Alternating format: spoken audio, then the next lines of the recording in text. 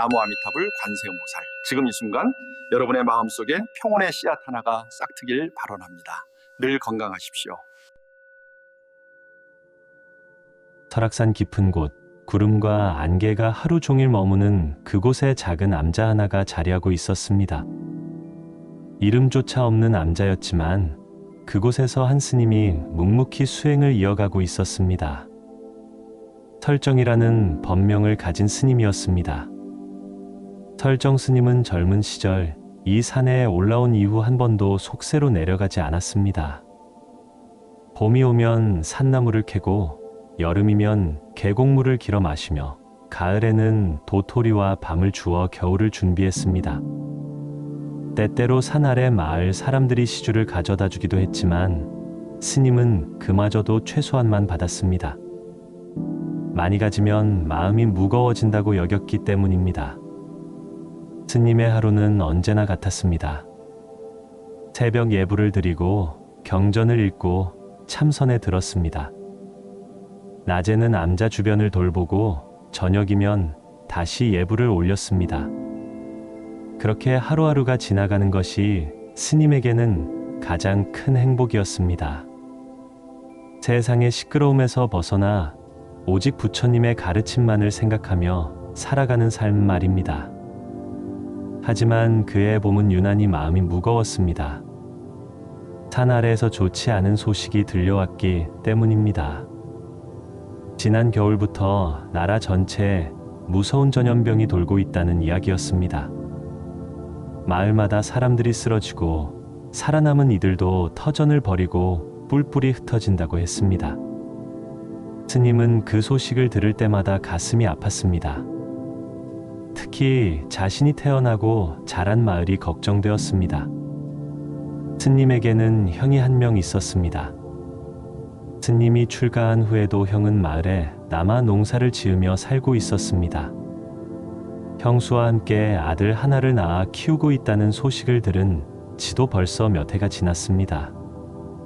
조카를 한 번도 본 적은 없었지만 스님은 가끔 그 아이를 생각했습니다. 건강하게 자라고 있을까?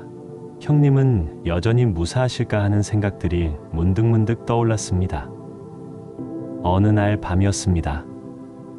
스님은 평소처럼 참선을 하고 있었습니다. 법당 안은 고요했고 촛불만이 희미하게 부처님상을 비추고 있었습니다. 스님은 가부좌를 틀고 앉아 호흡을 고르며 마음을 가라앉히고 있었습니다. 온갖 잡념을 버리고 오직 고요함 속에 머무르려 애쓰고 있었습니다. 그런데 이상했습니다. 아무리 애를 써도 마음이 가라앉지 않았습니다. 자꾸만 산 아래 마을 생각이 났습니다. 형님과 형수님, 그리고 본 적도 없는 조카의 얼굴이 떠올랐습니다. 무언가 불길한 예감이 가슴을 짓눌렀습니다. 스님은 이런 느낌을 받아본 적이 없었습니다. 평생을 수행하며 마음을 다스려왔건만 오늘만큼은 도무지 마음이 편하지 않았습니다. 참선을 멈추고 경전을 읽어보기로 했습니다. 법화경을 펼쳐 관세음보살 보문품을 읽기 시작했습니다. 관세음보살님은 중생이 고통받을 때 그 이름만 불러도 달려오신다는 내용이었습니다. 스님은 그 구절을 읽으며 나무관세음보살을 조용히 염송했습니다. 1번, 2번, 100번, 1000번. 염불을 거듭하자 마음이 조금씩 가라앉기 시작했습니다.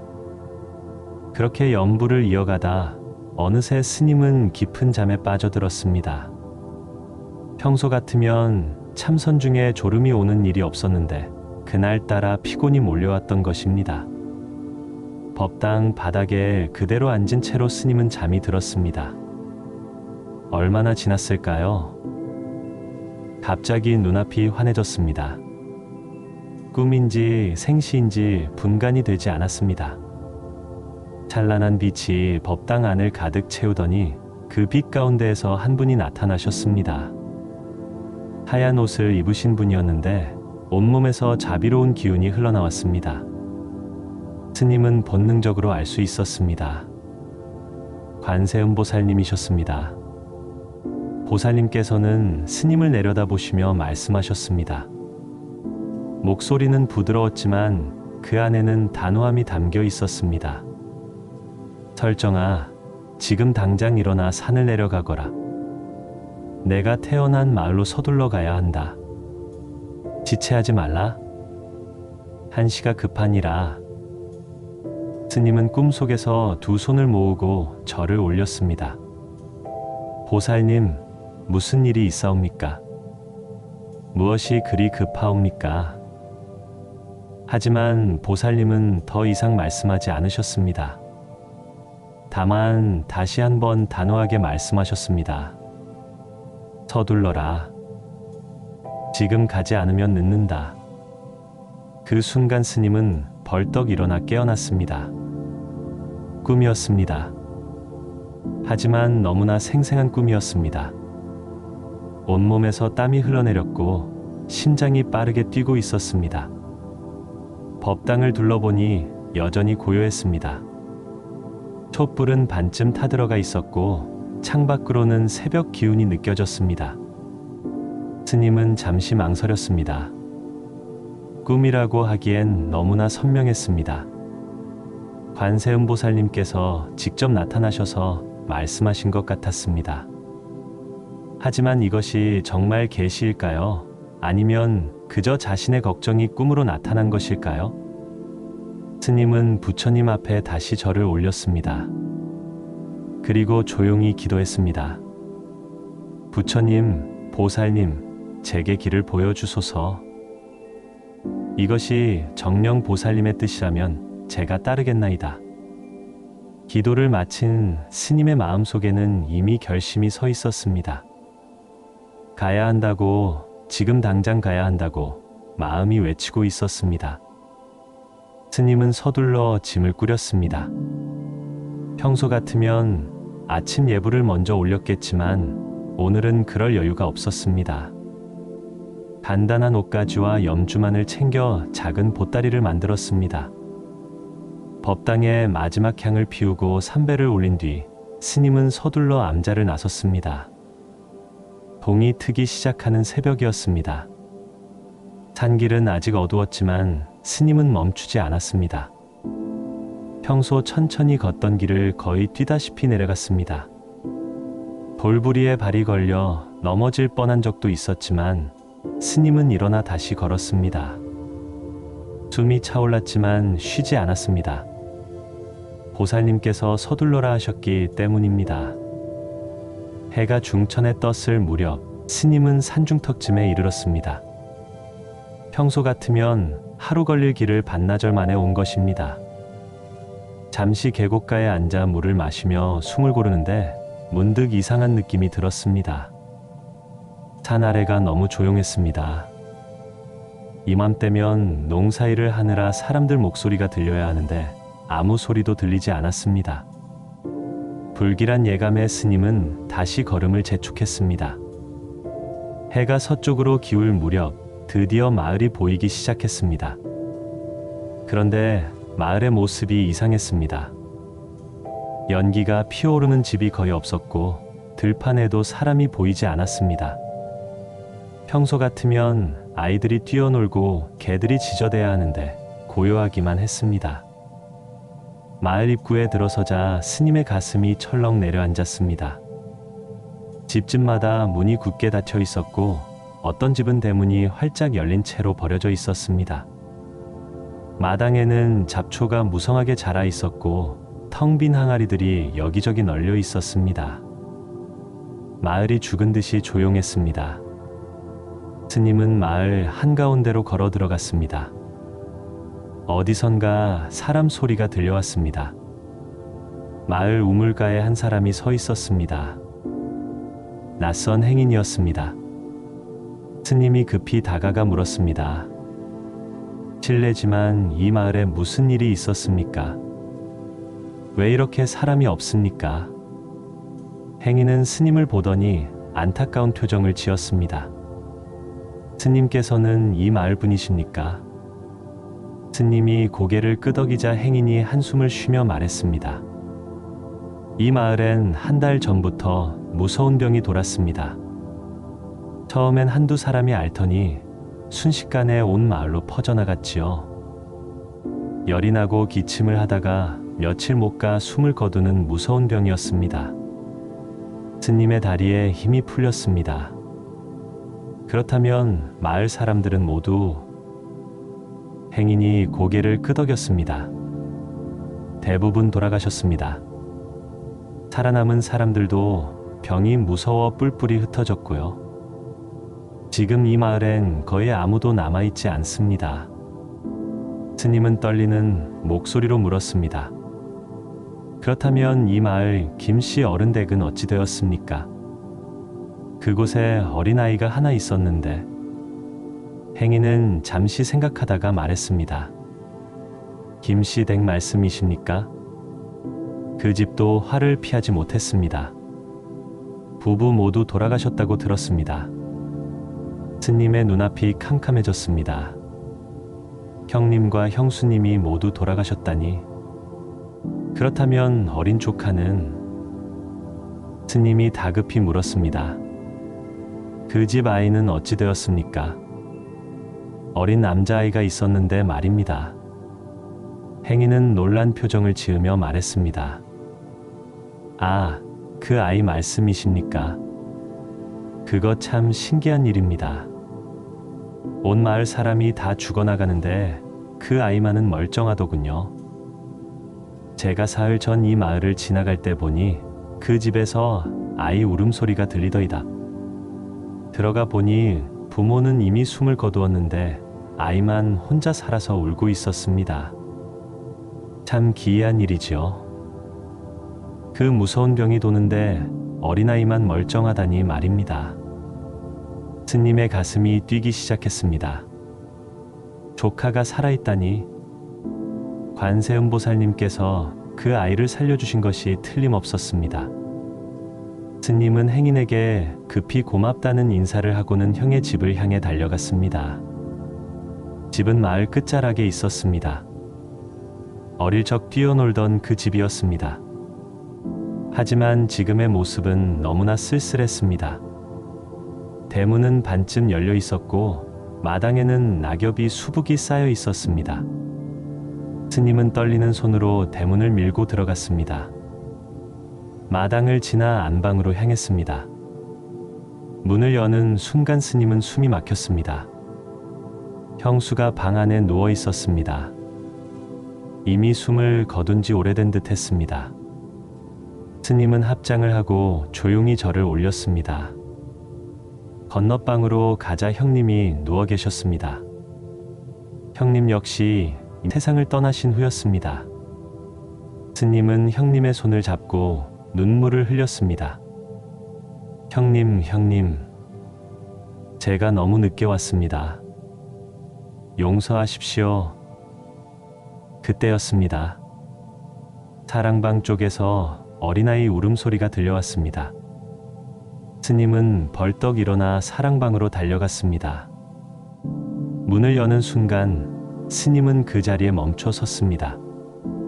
방 한가운데 작은 아이가 앉아서 울고 있었습니다. 겨우 3살쯤 되어 보이는 남자아이였습니다. 얼굴은 때로 얼룩져 있었고 옷은 며칠째 갈아입지 못한 듯 지저분했습니다. 하지만 아이는 건강해 보였습니다. 열이 나거나 기침을 하는 기색이 전혀 없었습니다. 아이는 스님을 보자 울음을 멈추고 큰 눈으로 쳐다보았습니다. 낯선 사람이 들어왔지만 두려워하는 기색이 없었습니다. 오히려 반가운 듯 손을 내밀었습니다. 스님은 무릎을 꿇고 아이 앞으로 다가갔습니다.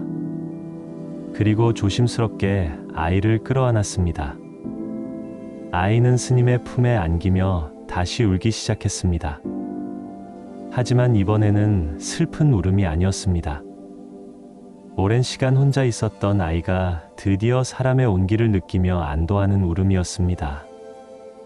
스님도 아이를 안은 채 눈물을 흘렸습니다. 관세음보살님, 감사합니다. 이 아이를 살려주셔서 감사합니다. 스님의 눈물이 아이의 머리 위로 떨어졌습니다. 한참을 그렇게 있다가 스님은 아이를 바라보았습니다. 맑은 눈망울이 스님을 쳐다보고 있었습니다. 스님이 부드럽게 물었습니다. 너 혼자 여기 있었니? 무섭지 않았니? 아이는 고개를 끄덕이다가 또 흔들었습니다. 말을 잘하지 못하는 나이였지만 눈빛만으로도 그동안 얼마나 외롭고 무서웠을지 알 수 있었습니다. 스님은 아이를 일으켜 세웠습니다. 이제 괜찮다. 삼촌이 왔으니 이제 무섭지 않을 거야. 우리 함께 가자꾸나. 아이는 스님의 말을 이해하는지 모르는지 그저 고개를 끄덕였습니다. 스님은 아이를 씻기고 깨끗한 옷으로 갈아입혔습니다. 그리고 형님과 형수님을 정성껏 장사 지냈습니다. 마을 뒷산에 자리를 잡고 이틀에 걸쳐 묘를 만들었습니다. 아이는 그 옆에서 조용히 지켜보고 있었습니다. 무덤 앞에서 스님은 형님께 절을 올리며 말했습니다. 형님, 형수님, 부디 좋은 곳으로 가십시오. 이 아이는 제가 잘 키우겠습니다. 걱정 마십시오. 장례를 마친 후 스님은 더 이상 마을에 머물 이유가 없었습니다. 아이를 데리고 다시 산으로 올라가기로 했습니다. 아이는 이제 겨우 3살, 험한 산길을 걷기엔 너무 어렸습니다. 스님은 아이를 등에 업고 천천히 산을 올랐습니다. 산길은 멀고 험했습니다. 평소에도 하루가 걸리는 길인데 아이를 업고 가려니 더욱 힘들었습니다. 중간중간 쉬어가며 스님은 아이에게 물을 먹이고 주먹밥을 떼어 주었습니다. 아이는 스님의 등에 업혀가며 가끔 고개를 들어 주변을 두리번거렸습니다. 태어나서 처음 보는 깊은 산이었을 것입니다.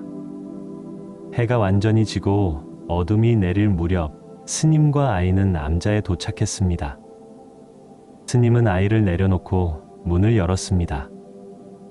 며칠 동안 비워둔 암자는 차갑고 어두웠지만 그래도 돌아온 집이었습니다.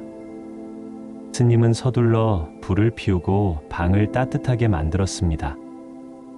그리고 남은 쌀로 죽을 쏘어 아이에게 먹였습니다. 아이는 허겁지겁 죽을 먹었습니다. 며칠 동안 제대로 먹지 못했던 것이 분명했습니다. 밥을 먹고 난 아이는 곧 잠이 들었습니다. 스님은 아이를 이불 속에 눕히고 한참을 바라보았습니다. 작고 여린 얼굴이었습니다. 부모를 잃고 혼자 남겨진 불쌍한 아이. 하지만 관세음보살님께서 살려주신 귀한 생명이기도 했습니다. 스님은 법당으로 가서 관세음보살님 앞에 절을 올렸습니다. 보살님, 감사합니다. 보살님께서 저를 부르지 않으셨다면 이 아이는 어찌 되었을지 모릅니다. 이 아이를 살려주시고 저에게 길을 보여주셔서 감사합니다. 이 아이를 잘 키우겠습니다. 부처님의 가르침 안에서 바르게 자라도록 돕겠습니다. 그날 밤 스님은 오랜만에 편안한 마음으로 잠들었습니다. 아이의 고른 숨소리가 옆방에서 들려왔습니다. 그 소리를 들으며 스님은 생각했습니다. 이제 나는 혼자가 아니구나. 이 아이와 함께 살아가는 것이 관세음보살님께서 내게 주신 새로운 수행이로구나. 바람이 암자 주변의 소나무를 스치며 지나갔습니다.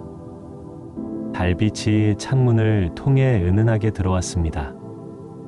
설악산의 밤은 깊고 고요했지만 이제 그 고요함 속에는 새로운 생명의 숨결이 함께하고 있었습니다.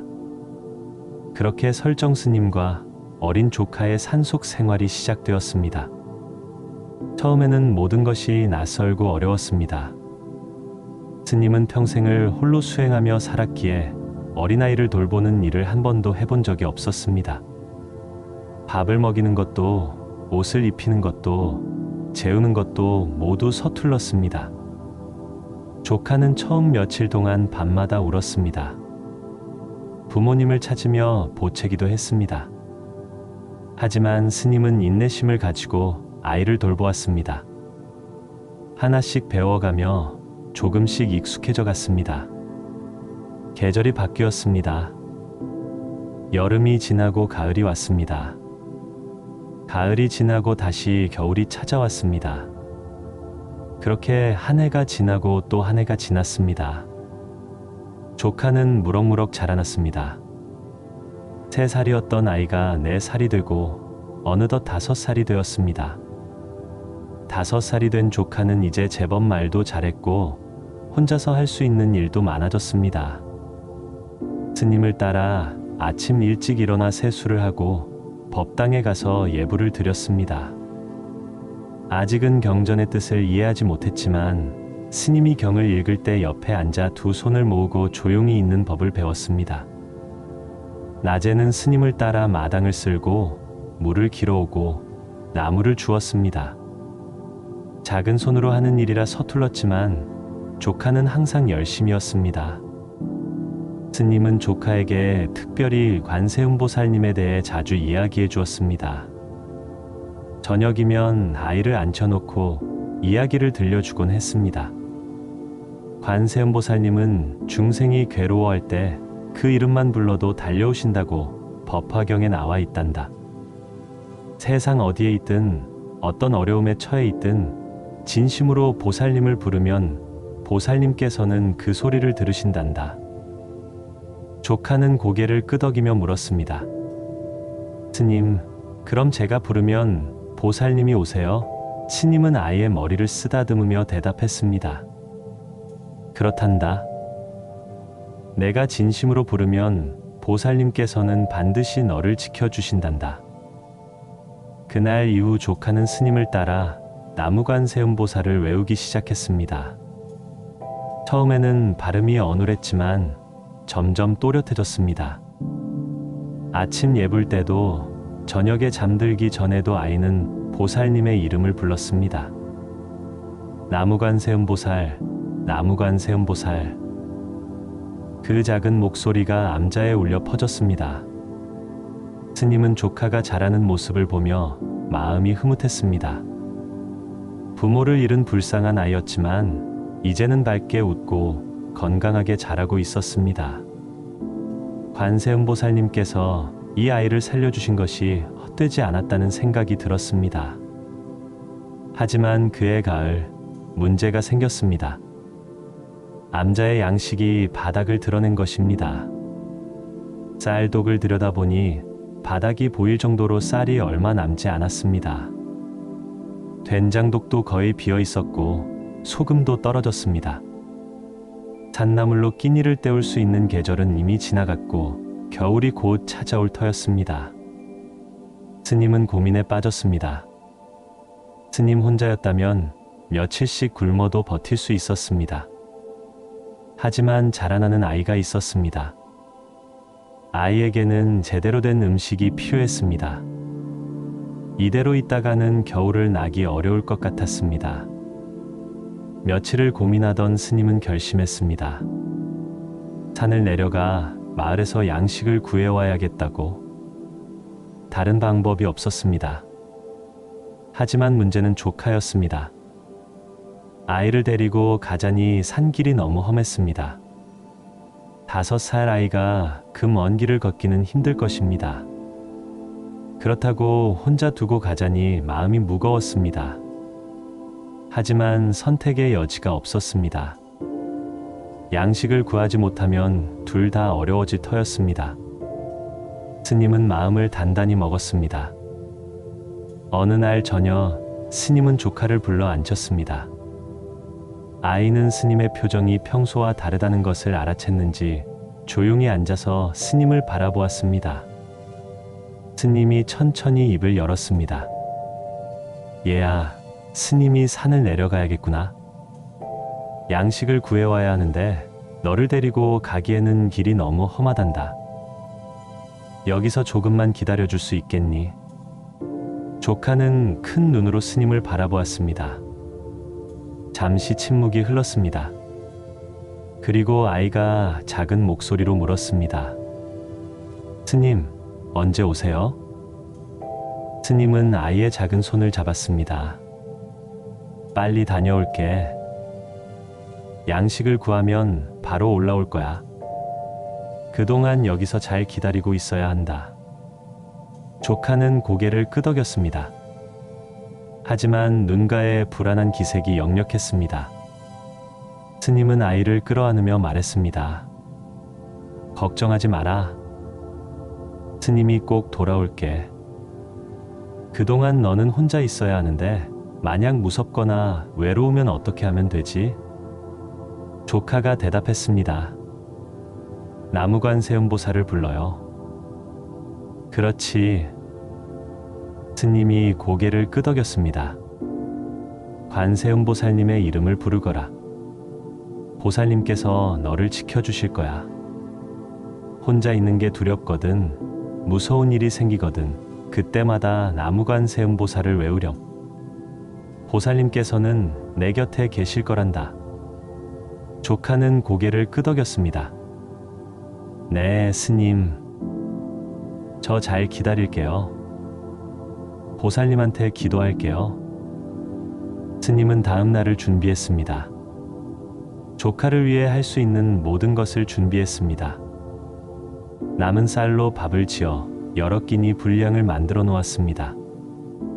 물도 항아리에 가득 길어다 놓았습니다. 장작도 충분히 쌓아두었습니다. 아이가 혼자 며칠을 지낼 수 있도록 최선을 다해 준비했습니다. 그날 밤 스님은 조카에게 다시 한번 일렀습니다. 불은 위험하니 함부로 만지면 안 된다. 밥은 식어도 괜찮으니 억지로 데우지 마라. 밤에 문을 꼭 잠그고 있어야 한다. 낮에도 혼자 밖으로 나가면 안 된다. 그리고 무엇보다 중요한 것은 무섭거나 외로울 때마다 관세음보살님을 부르는 거야.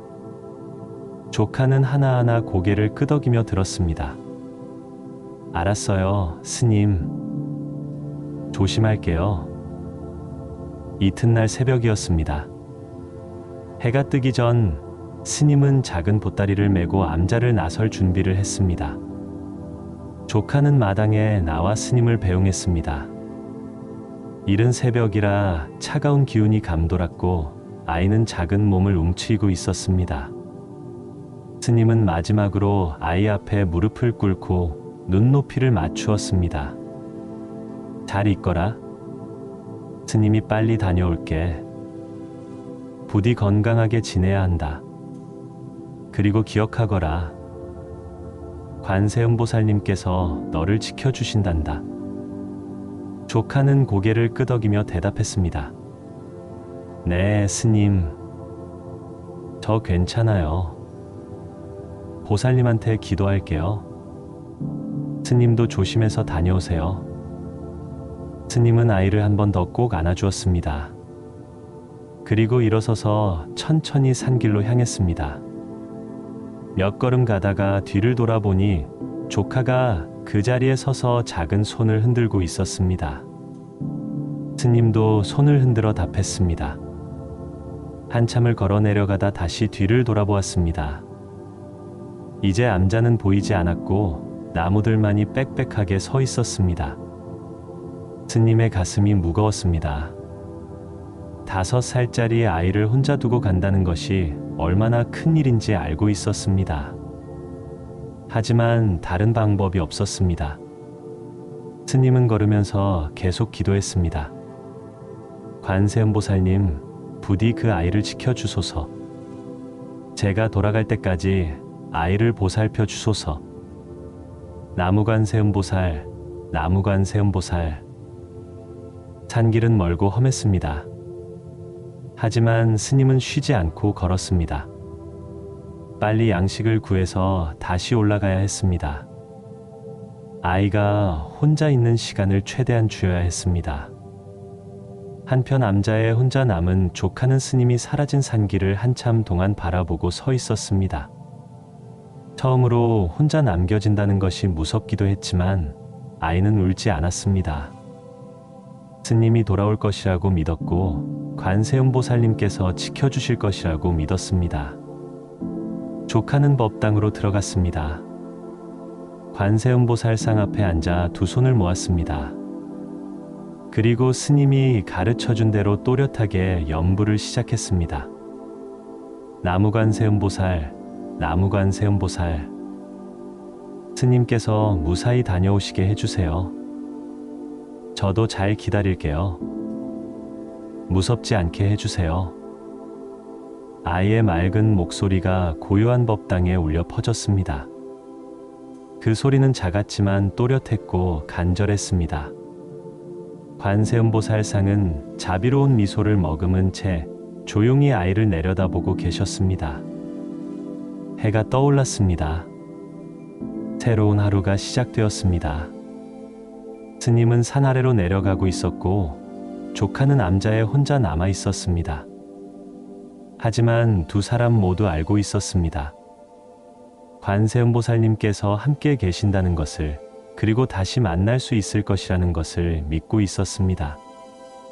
산속의 암자는 고요했습니다. 바람이 소나무 사이를 지나가며 낮은 소리를 냈고 계곡물이 멀리서 졸졸 흐르는 소리가 들렸습니다. 그 고요함 속에서 5살 아이는 홀로 남았지만 두 손을 모으고 기도하는 그 모습에는 의연함이 있었습니다. 나무관세음보살, 나무관세음보살. 그 작은 연불 소리가 산속에 울려 퍼졌습니다. 그리고 그 소리는 하늘에 닿았을 것입니다. 이틀을 걸어 스님은 산 아래 마을에 도착했습니다. 마을 사람들은 스님을 반갑게 맞아주었습니다.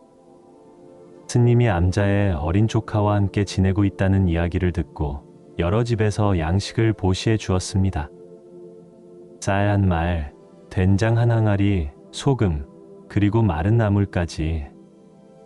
스님은 감사히 받았습니다. 이 정도면 조카와 함께 겨울을 무사히 날 수 있을 것 같았습니다. 스님은 마을에서 하루를 묵으며 양식을 정리했습니다. 보따리를 여러 개로 나누어 싸고 지게에 지기 좋게 만들었습니다. 무게가 상당했지만 스님은 기꺼이 짐을 질 작정이었습니다. 조카를 위해서라면 얼마든지 할 수 있는 일이었습니다. 다음 날 이른 아침, 스님은 마을을 떠나려 했습니다. 하늘을 올려다보니 날씨가 좋지 않았습니다. 구름이 잔뜩 끼어 있었고 바람도 차갑게 불어왔습니다. 마을 사람들이 걱정스럽게 말했습니다. 스님, 날씨가 수상합니다. 하루 더 묵으셨다가 가시지요. 하지만 스님은 고개를 저었습니다. 아이가 혼자 기다리고 있습니다. 빨리 돌아가야 합니다. 스님은 짐을 지고 산으로 향했습니다.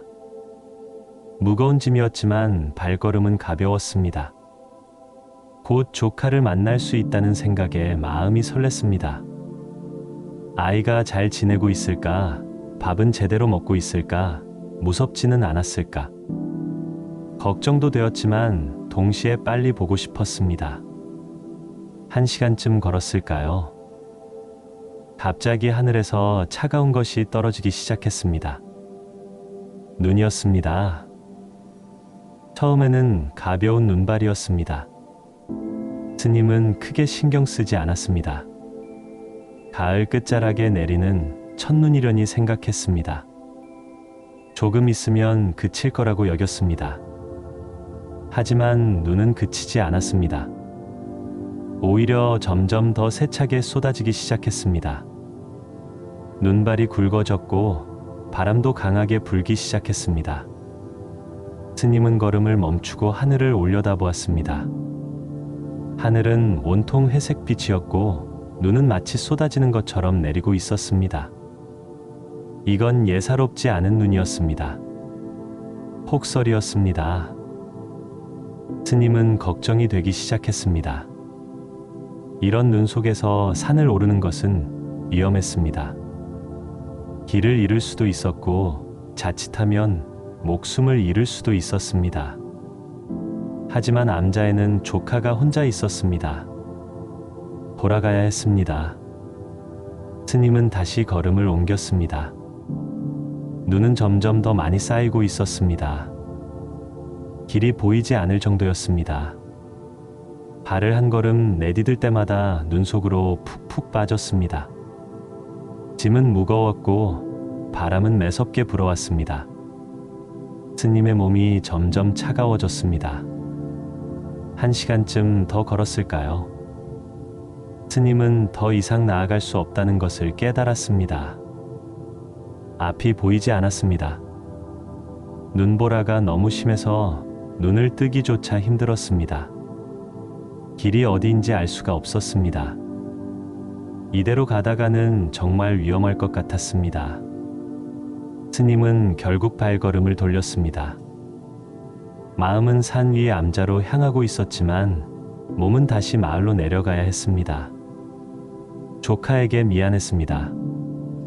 빨리 돌아간다고 했는데 약속을 지킬 수가 없었습니다. 마을로 돌아온 스님은 한 농가에 다시 머물게 되었습니다. 주인은 스님을 맞아들이며 말했습니다. 제가 말씀드렸지요.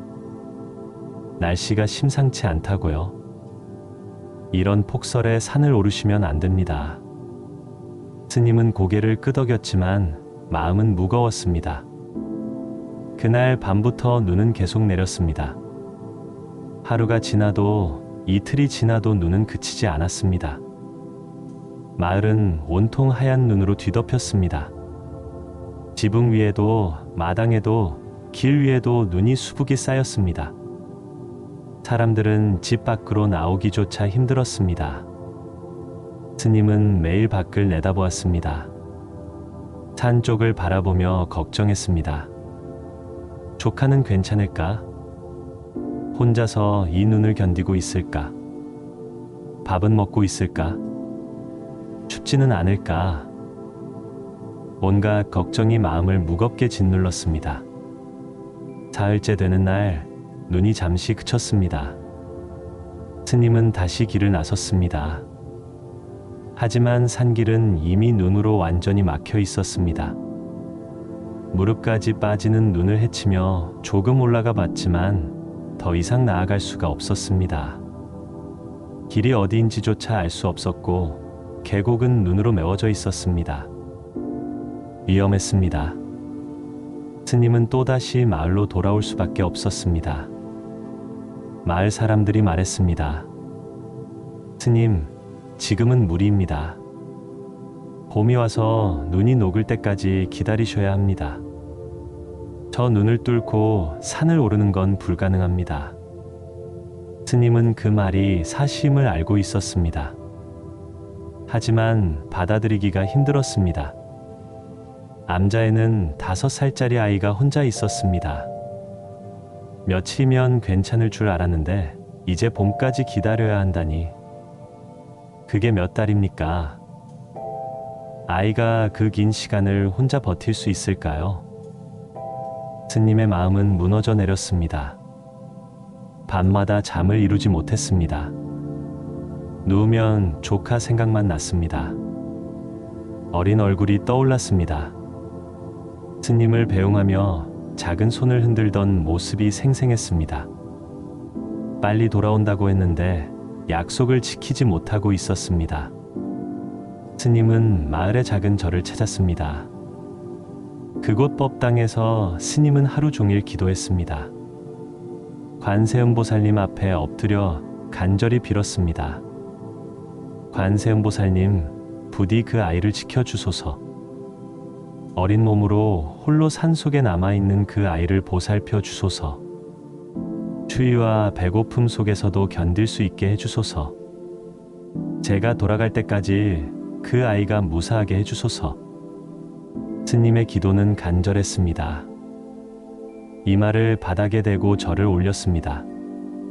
1번, 2번, 100번, 1000번. 숫자를 세는 것도 잊을 정도로 계속 절을 올렸습니다. 눈물이 흘러내렸습니다. 조카에게 미안했고 자신이 무력하다는 것이 괴로웠습니다. 밤이 되면 스님은 다시 머물고 있는 집으로 돌아갔습니다. 하지만 잠을 잘 수가 없었습니다. 누워 있어도 마음이 산 위로 향했습니다. 지금쯤 아이는 무엇을 하고 있을까? 밥은 먹었을까? 잠은 자고 있을까? 무섭지는 않을까? 일주일이 지났습니다. 눈은 여전히 내렸습니다. 잠시 그치는가 싶으면 또다시 내렸습니다. 산은 완전히 하얀 세상이 되어 있었습니다. 사람들은 말했습니다. 이런 폭설은 오랜만입니다. 올해 겨울은 유난히 눈이 많습니다. 스님은 매일 법당에 갔습니다. 아침 일찍 일어나 법당으로 가서 하루 종일 기도했습니다. 밥도 제대로 먹지 않았습니다. 조카가 혼자 있는데 자신이 편히 먹을 수가 없었습니다. 물만 마시며 기도에 매달렸습니다. 관세음보살님, 제가 그 아이를 혼자 두고 왔습니다. 제 잘못입니다. 부디 그 아이를 용서하시고 지켜주소서. 그 아이는 아무 죄가 없습니다. 어리고 약한 아이일 뿐입니다. 보살님의 자비로 그 아이를 보살펴 주소서. 마을 사람들이 걱정했습니다. 스님, 그렇게 하시면 몸이 상합니다. 조금 드시고 쉬셔야 합니다. 하지만 스님은 고개를 저었습니다. 괜찮습니다. 기도해야 합니다. 그 아이를 위해 제가 할 수 있는 일은 기도뿐입니다. 한 달이 지났습니다. 눈은 여전했습니다. 산 위에는 더 많은 눈이 쌓여 있을 것이었습니다. 아무도 산에 오를 생각을 하지 못했습니다. 마을 사람들조차 산은 이미 겨울 왕국이 되었다고 말했습니다. 스님의 얼굴은 수척해졌습니다. 제대로 먹지 못하고 잠도 자지 못해서 몸이 많이 약해졌습니다. 하지만 기도만큼은 멈추지 않았습니다. 매일 법당에 가서 관세음보살님께 빌었습니다. 그것만이 스님이 할 수 있는 유일한 일이었습니다. 2달이 지났습니다. 겨울이 깊어졌습니다. 추위는 더욱 매서워졌고 눈은 계속해서 내렸습니다. 산길은 완전히 끊어졌습니다. 봄이 올 때까지는 아무도 산에 오를 수 없을 것이었습니다. 스님은 매일 같은 기도를 올렸습니다. 말씀이 조금씩 달라지기도 했지만 핵심은 같았습니다. 아이를 지켜달라는 것이었습니다. 그 작고 어린 생명을 보살펴 달라는 간절한 마음이었습니다. 3달째가 되었을 때 눈이 조금씩 줄어들기 시작했습니다. 하지만 여전히 산에 오를 수는 없었습니다. 쌓인 눈이 너무 많았습니다. 그리고 날씨도 여전히 추웠습니다. 스님은 기다렸습니다. 인내하며 기도했습니다. 조카에게 했던 말이 떠올랐습니다. 무섭거나 외로우면 관세음보살님을 부르라고 했습니다. 아이가 그 말을 기억하고 있을까요? 염불을 하고 있을까요? 스님은 믿었습니다. 관세음보살님께서 그 아이를 지켜주실 것이라고. 그 아이가 보살님의 이름을 부르고 있다면 보살님께서 반드시 응답하실 것이라고. 그 믿음만이 스님을 버티게 하는 힘이었습니다. 긴긴 겨울이 지나갔습니다. 마침내 봄의 기운이 느껴지기 시작했습니다. 해가 조금씩 따뜻해졌고 바람도 부드러워졌습니다. 무엇보다 눈이 녹기 시작했습니다. 스님은 매일 산 쪽을 바라보았습니다. 눈이 녹는 것을 지켜보았습니다. 마을길에 쌓였던 눈이 먼저 녹았습니다. 그 다음 산기슭에 눈이 녹았습니다. 조금씩 천천히 눈은 사라지고 있었습니다. 어느 날 아침 스님은 마을 사람들에게 물었습니다. 이제 산에 오를 수 있겠습니까? 사람들은 고개를 가웃거렸습니다. 아직은 위험합니다. 조금 더 기다리시는 게 좋겠습니다. 하지만 스님은 더 이상 기다릴 수가 없었습니다. 이미 여러 달을 기다렸습니다. 조카가 얼마나 오래 혼자 있었습니까? 눈이 조금이라도 녹았다면 올라가야 했습니다. 다음 날 이른 새벽, 스님은 마을을 떠났습니다. 여러 달 전에 지고 내려왔던 그 짐을 다시 챙겼습니다. 쌀과 된장, 소금과 나물. 이제는 조금 낡았지만 여전히 귀한 양식이었습니다. 스님은 산을 향해 걸었습니다. 가슴이 두근거렸습니다. 조카를 만날 수 있다는 기대와 혹시 무슨 일이 있었을까 하는 두려움이 교차했습니다. 긴 겨울 동안 무수히 많은 상상을 했습니다.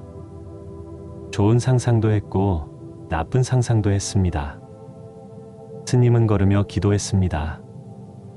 관세음보살님, 부디 그 아이가 무사하게 해주소서.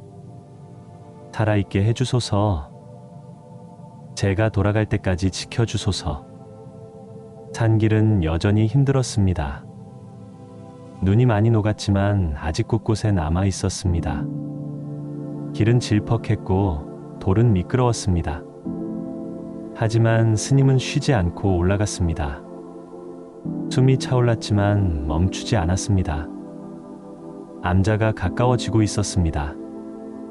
스님의 발걸음이 빨라졌습니다. 조카는 괜찮을까? 살아있을까? 무사할까? 그 물음에 대한 답을 얻기 위해 스님은 산을 올랐습니다.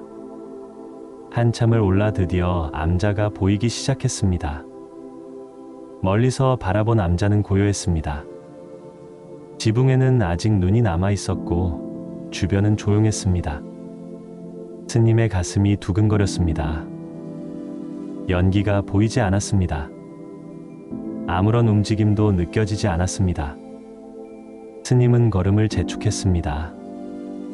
마당에 가까워지자 발걸음이 더욱 빨라졌습니다. 그런데 그때였습니다. 마당 한쪽에서 무언가 움직이는 것이 보였습니다. 스님은 멈춰 섰습니다. 작은 아이가 빗자루를 들고 마당을 쓸고 있었습니다. 조카였습니다. 5살 조카가 살아 있었습니다. 건강한 모습으로 마당을 쓸고 있었습니다. 스님은 그 자리에 주저앉을 뻔했습니다. 다리에 힘이 풀렸습니다. 지고 있던 짐이 등에서 떨어졌지만 신경 쓸 겨를이 없었습니다. 살아 있었습니다. 아이가 살아 있었습니다. 스님이 떨리는 목소리로 불렀습니다. 얘야. 조카가 고개를 들었습니다. 스님을 보자 얼굴에 환한 미소가 번졌습니다. 스님이 오셨어요? 아이가 빗자루를 내려놓고 달려왔습니다. 스님은 무릎을 꿇고 아이를 끌어안았습니다. 온몸을 살폈습니다. 얼굴도 손도 몸도 모두 멀쩡했습니다. 여윈 기색도 없었고 다친 곳도 없었습니다. 오히려 몇 달 전보다 더 건강해 보였습니다. 스님의 눈에서 눈물이 흘러내렸습니다. 살아있구나. 무사하구나. 관세음보살님께 감사드린다. 아이를 꼭 안은 채 스님은 한참을 울었습니다. 긴 겨울 동안 쌓였던 걱정과 불안이 눈물로 쏟아져 나왔습니다. 조카는 스님의 등을 토닥이며 말했습니다. 스님, 괜찮아요. 저 잘 있었어요. 울지 마세요. 그 작은 위로가 스님의 가슴을 더욱 뭉클하게 했습니다. 한참을 그렇게 있다가 스님은 아이를 마주 보았습니다. 그리고 물었습니다. 어떻게 지냈니? 어떻게 이 긴 겨울을 혼자 버텼니? 밥은 먹었니? 춥지 않았니? 조카는 고개를 끄덕이며 대답했습니다. 네, 스님. 저 혼자가 아니었어요. 어머니가 오셨어요. 스님은 잠시 멈칫했습니다. 어머니라니. 조카의 어머니는 이미 세상을 떠났는데. 스님이 다시 물었습니다. 어머니라니 무슨 말이냐? 조카가 천진하게 대답했습니다. 예쁜 옷을 입으신 어머니가 매일 오셨어요. 밥도 해주시고 불도 떼주시고 밤에는 같이 주무셨어요. 무서울 때마다 안아주시고 괜찮다고 하셨어요. 스님은 숨을 죽이고 들었습니다. 조카가 계속 말했습니다. 스님께서 말씀하신 대로 나무관세음보살을 계속 불렀어요. 그랬더니 어느 날부터 그분이 오셨어요. 하얀 옷을 입으시고 빛이 나는 분이었어요. 스님의 가슴이 뜨거워졌습니다. 관세음보살님이셨습니다. 보살님께서 직접 이 아이를 돌봐주신 것이었습니다. 스님은 떨리는 마음으로 물었습니다. 그분이 정말 너를 돌봐주셨니? 네, 스님. 조카가 밝게 대답했습니다. 매일 오셔서 밥을 주셨어요. 따뜻한 밥이었어요. 반찬도 주셨어요. 저는 하나도 배고프지 않았어요. 추울 때는 이불도 덮어주시고 안아주셨어요. 그래서 하나도 춥지 않았어요. 그분이 말씀하셨어요. 스님이 오고 싶어도 눈 때문에 못 오시는 거니까 걱정하지 말라고요. 조금만 기다리면 꼭 오실 거라고 하셨어요. 그래서 저는 걱정하지 않고 기다렸어요. 스님은 더 이상 말을 잇지 못했습니다. 관세음보살님의 자비가 이토록 구체적이고 실제적일 줄은 몰랐습니다. 단지 영적인 위안이 아니라 실제로 밥을 주시고 안아주시고 함께 계셔 주셨다니. 스님은 고개를 숙이고 두 손을 모았습니다. 관세음보살님, 감사합니다. 이 아이를 살려주셔서 감사합니다. 보살님의 자비가 이렇게 크신 줄 몰랐습니다. 감사합니다. 조카가 스님의 손을 잡아 끌었습니다. 스님, 저분이 지금도 법당에 계세요. 같이 가요. 스님은 고개를 들었습니다. 지금도 계신다니? 스님은 아이의 손을 잡고 법당으로 향했습니다. 법당 문을 열자 관세음보살상이 평소와 다름없이 자리하고 있었습니다. 하지만 분위기가 달랐습니다. 법당 안에 묘한 기운이 감돌았습니다. 따뜻하면서도 신성한 기운이었습니다. 스님은 보살님 앞에 무릎을 꿇고 깊이 절을 올렸습니다. 이마를 바닥에 대고 감사의 마음을 전했습니다. 조카도 옆에서 두 손을 모으고 절을 올렸습니다. 그때였습니다. 갑자기 법당 안으로 바람이 불어왔습니다. 문은 닫혀 있었는데 어디선가 바람이 들어왔습니다. 부드럽고 따뜻한 바람이었습니다. 그 바람과 함께 빛이 나타나기 시작했습니다. 관세음보살상 앞에서 환한 빛이 피어올랐습니다. 스님과 조카는 놀라 고개를 들었습니다. 빛 가운데에서 한 분이 나타나셨습니다. 하얀 옷을 입은 아름다운 여인이었습니다. 얼굴은 자비로웠고 온몸에서 부드러운 빛이 흘러나왔습니다. 백이선녀였습니다. 관세음보살님께서 몸을 낮추신 모습이었습니다. 조카가 환하게 웃으며 말했습니다. 저분이에요, 스님. 저를 돌봐주신 어머니예요. 스님은 말없이 고개를 숙였습니다. 감히 쳐다볼 수 없을 만큼 신성한 기운이 느껴졌습니다. 백이선녀가 천천히 움직이셨습니다. 조카에게 다가오셨습니다. 그리고 무릎을 굽혀 아이와 눈높이를 맞추셨습니다.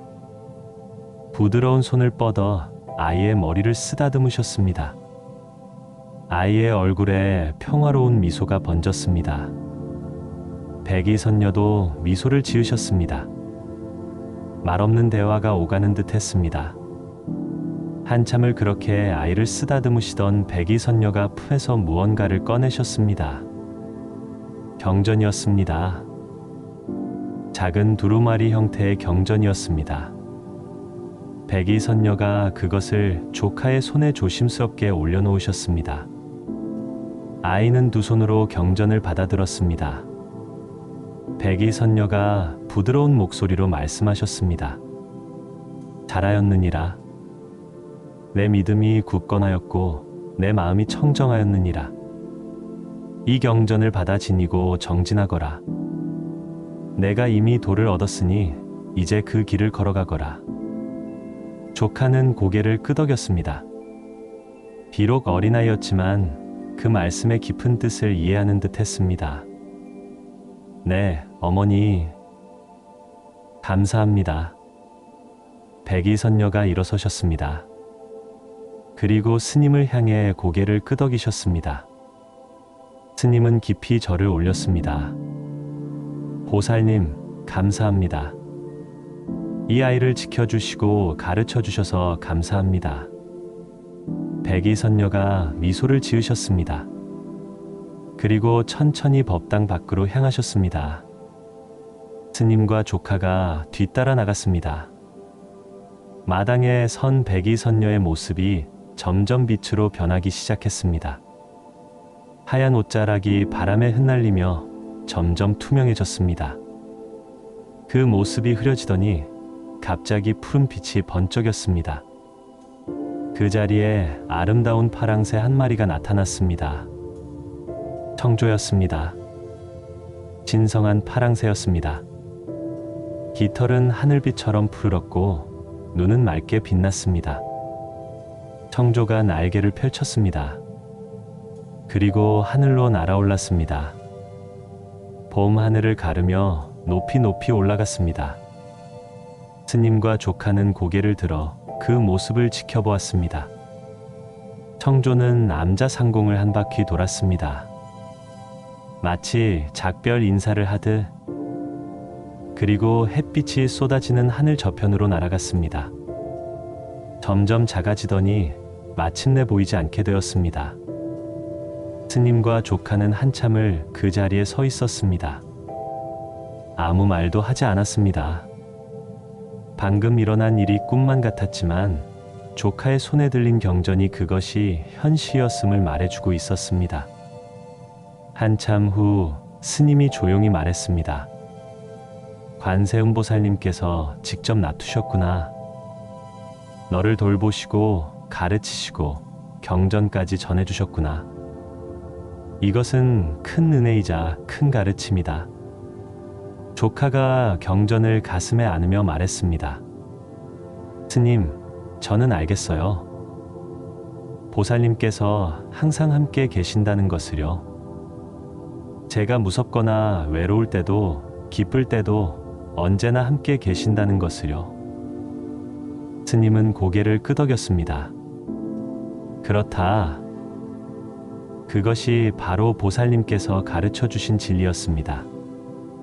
관세음보살님은 언제나 중생과 함께 계십니다. 그 이름을 부르는 자와 함께 계십니다. 스님은 조카를 바라보았습니다. 겨우 5살짜리 아이였습니다. 하지만 그 눈빛에는 범상치 않은 깨달음이 담겨 있었습니다. 긴 겨울을 홀로 견디며 관세음보살님의 보살핌을 받으며 이 아이는 무언가를 깨달은 것이었습니다. 옷에 득도하였다는 말이 떠올랐습니다. 5살의 도를 얻었다는 뜻이었습니다. 이 아이가 바로 그러했습니다. 어린 나이에도 불구하고 깊은 신심과 깨달음을 얻은 것이었습니다. 스님은 결심했습니다. 이 암자의 이름을 바꾸어야겠다고. 지금까지 이름 없던 이 암자를 이 아이의 기적을 기리는 이름으로 불러야겠다고. 스님이 조카에게 말했습니다. 이제 이 암자의 이름을 정하려 한다. 오세암이라 부르겠다. 내가 5살에 이 큰 은혜를 입었고 5살의 도를 얻었으니 이곳을 오세암이라 부르는 것이 마땅하다. 조카는 고개를 끄덕였습니다. 좋은 이름이에요, 스님. 그날 이후 스님과 조카는 다시 암자에서 함께 지냈습니다. 하지만 이전과는 달랐습니다. 조카는 더 이상 그저 어린아이가 아니었습니다. 관세음보살님의 직접적인 가르침을 받은 수행자였습니다. 아이는 보살님께 받은 경전을 매일 읽었습니다. 아직 글을 다 깨우치지는 못했지만 스님이 가르쳐주는 대로 한 글자 한 글자 익혀갔습니다. 예불도 더욱 정성스럽게 드렸고 연불도 더욱 또렷하게 외웠습니다. 스님은 조카를 보며 감탄했습니다. 이 아이에게는 특별한 무언가가 있었습니다. 보통 아이들과는 다른 맑음과 깊이가 있었습니다. 관세음보살님께서 직접 돌보신 아이답게 그 안에 신성한 기운이 깃들어 있었습니다. 소문은 빠르게 퍼져나갔습니다. 산 아래 마을에 내려간 스님이 그간의 일을 이야기하자 사람들은 놀라워했습니다. 설악산 깊은 곳에 5살 아이가 혼자 겨울을 나고 관세음보살님께서 직접 돌보셨다는 이야기는 곧 여러 마을로 퍼져갔습니다. 사람들이 오세암을 찾아오기 시작했습니다. 관세음보살님의 영험함을 직접 보고 싶어하는 이들, 아픈 아이를 데리고 와서 기도하는 부모들, 어려운 일을 겪고 위안을 구하는 이들. 많은 사람들이 험한 산길을 마다하지 않고 오세암을 찾았습니다. 그들은 조카를 보며 감동했습니다. 5살에 그런 기적을 경험한 아이를 보며 관세음보살님의 자비가 얼마나 큰지를 깨달았습니다. 그리고 스스로도 보살님의 이름을 부르며 기도했습니다. 오세암은 이제 단순한 산속 암자가 아니었습니다. 관세음보살님의 자비가 직접 나타난 성지였습니다. 많은 이들에게 희망을 주고 위안을 주는 곳이었습니다. 스님은 조카와 함께 찾아오는 이들을 맞이했습니다. 그들에게 그날의 이야기를 들려주었습니다. 어떻게 아이가 혼자 남겨졌는지, 어떻게 관세음보살님께서 돌보셨는지, 어떻게 백이선녀가 나타나 경전을 전하셨는지.